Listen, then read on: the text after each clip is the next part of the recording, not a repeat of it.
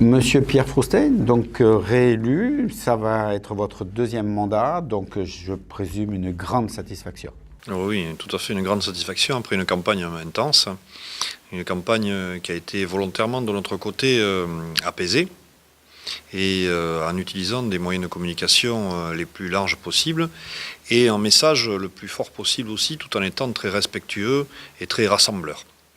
Donc une grande satisfaction parce que c'est toujours une période d'inquiétude, c'est toujours une période de doute aussi, mais c'est aussi une période de grande rencontre avec les habitants et ça nous a permis de mettre en évidence aussi un certain nombre de questionnements auxquels on va s'efforcer de répondre très rapidement.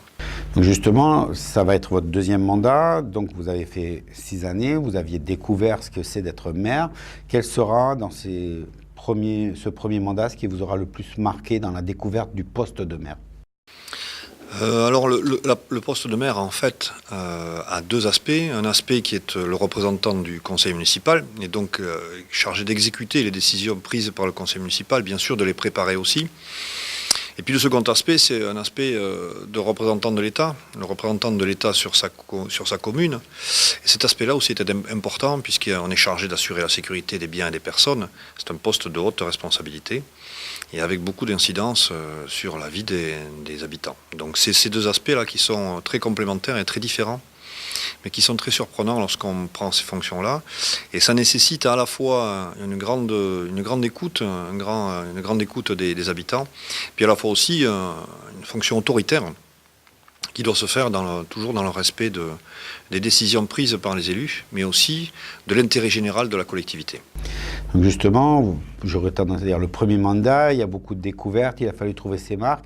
Ça va permettre pour ce deuxième mandat d'être plus facile, d'avoir immédiatement tous les rouages et de pouvoir plus facilement appliquer des décisions ou faire des projets que vous n'auriez pas osé faire avant? Très certainement, le premier mandat a servi de point de départ surtout. De point de départ à un renouveau de Vieux-Boucau, c'est ce qu'on a souhaité. En 2008, notre slogan c'était un nouveau départ pour Vieux-Boucau. Et donc ce nouveau départ, on l'a amorcé.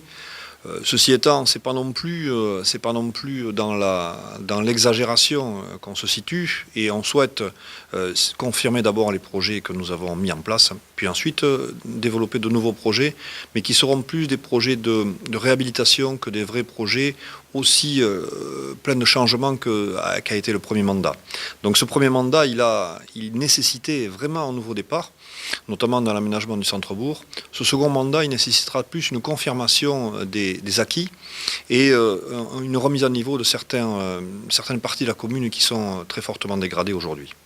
Pendant ce premier mandat, je dirais, quelle est pour vous la plus grande difficulté que vous avez rencontrée sur le terrain dans le quotidien? Alors la difficulté, c'est à la fois de mener des projets, c'est-à-dire d'avoir un peu la tête dans le guidon et de suivre ces projets-là d'un bout à l'autre, et puis à la fois d'être à l'écoute des habitants pour savoir quel est le ressenti par rapport à ces projets et par rapport au cheminement de ces projets.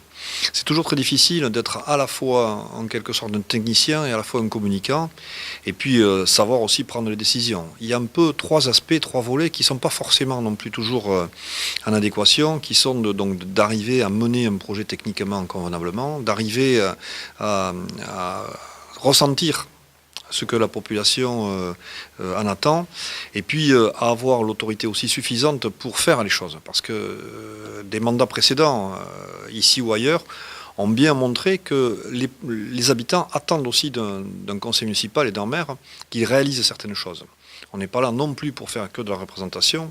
On a un devoir et une obligation de résultat dans une commune, surtout dans les communes littorales comme les nôtres, où il se passe des choses. Les saisons sont là, les saisons se suivent, ne se ressemblent pas forcément. L'activité économique est extrêmement importante pour notre collectivité, y compris pour les personnes qui vivent à l'année. Et donc on se doit d'être à la fois toujours à l'écoute et toujours actif pour justement réaliser sa commune. Justement, il y a eu quelques surprises quand même pendant ces municipales autour de Vieux-Boucau, des communes qu'on pensait bien implantées, et là, surprise, des nouveaux maires apparaissent. Qu'est-ce que ça peut enchaîner pour vous dans le rapport avec ces communes-là? Est-ce que ça va être plus compliqué? se retrouver ensemble? Alors d'abord, ce qui est sûr, c'est que l'expérience permet aussi de tisser des liens d'amitié avec des élus, avec des maires et des conseils municipaux, et qu'il faut de ce fait renouer d'autres liens avec ces nouveaux élus. Mais d'abord, on souhaite la bienvenue, on est très aussi satisfait qu'il y ait un renouvellement. Parfois un peu moins, parce que justement, il y a aussi des connivences, ou il y a plutôt des liens qui permettent de faire des choses ensemble. Alors ça va être à reconstruire. Moi, ce que je peux souhaiter, c'est que ces nouveaux élus soient en adéquation avec la volonté et les attentes des habitants de leur commune, ce que je pense, et qu'on puisse à nouveau retravailler ensemble sur les projets, parce que je crois très fermement et de manière très volontaire que maintenant les communes seules ne peuvent plus faire grand-chose, et qu'il y a l'impérative nécessité de se regrouper soit autour de structures organisées comme la communauté de communes, soit dans une intercommunalité plus proche, pour réaliser ici un centre de loisirs, là un réseau de voirie ou de transport en commun. Et donc on a la nécessité et l'impérative absolue de s'entendre et de se réunir autour de ces projets-là. Justement, la communauté de communes avait fait un projet avec tous les maires. Comment ça va être, comment on va retrouver cet équilibre au niveau de la communauté de communes, et la communauté de communes reste un leader dans les décisions? Oui, alors d'abord je pense pas que, enfin je n'ai pas une boule de cristal, mais je pense pas que les nouveaux, les changements qui sont arrivés dans la communauté de communes bouleversent considérablement l'équilibre général de la communauté de communes. Je pense qu'il va y avoir une continuité dans cet équilibre. Cependant, effectivement, il va y avoir des nouvelles relations à retrouver. Moi, je fais confiance dans la communauté de communes pour confirmer son rôle essentiel dans le paysage à la fois politique, économique et social de notre secteur. Et je suis un fervent adepte de la nécessité de se regrouper, je vous l'ai dit tout à l'heure, mais je crois que la communauté de communes, au-delà de cette nécessité, a aussi une fonction d'incitateur ou d'agitateur d'idées et d'activités, et peut nous permettre, à partir de chacune de nos communes, qui reste l'élément essentiel du paysage politique, à partir de chacune de nos communes, donc de pouvoir développer des nouveaux projets, des nouvelles activités et surtout des nouvelles ressources. Dans votre mandat, et je sais pas si ça va continuer, vous avez été très proche des associations, et vous avez énormément essayé d'aider les associations. Ça sera aussi une deuxième partie dans la même idée? Ah oui, absolument. Moi, je suis issu du milieu associatif, qu'il soit associatif dans des projets précis, ou qu'il soit associatif dans des projets comme l'Office de tourisme. Je crois que j'en suis à ma 30e année de participation à l'Office de tourisme. Donc, je me sens un enfant du secteur associatif, malgré mon âge. Mais dans notre projet, on a tout à fait